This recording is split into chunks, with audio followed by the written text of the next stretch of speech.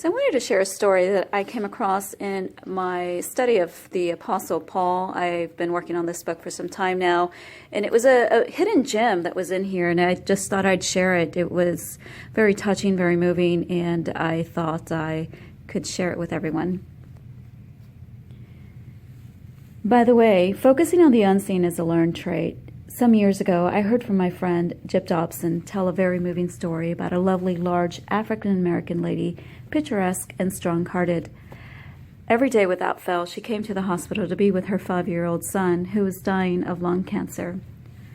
Before she arrived one morning, the nurse heard the little boy's voice coming from his room. "I hear the bells. I can hear the bells. They're ringing." Again and again, the same words could be heard by the nurses and the staff on the floor where the little boy's room was located. When his mother arrived later that same morning, she asked one of the nurses how her son had been doing.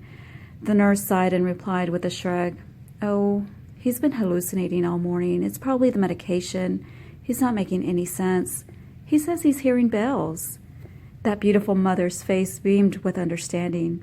She waved her finger in the face of that nurse and said, "You listen to me. My boy is not hallucinating, and he's not out of his head because of the medication. I told him weeks ago that when the pain in his chest got so bad that it was hard to breathe, it meant he was going to leave us. It meant he was going to go up to heaven, and when his pain got really bad, I told him to look up into the corner of his room toward his new home in heaven and listen for the bells because they'd be ringing for him."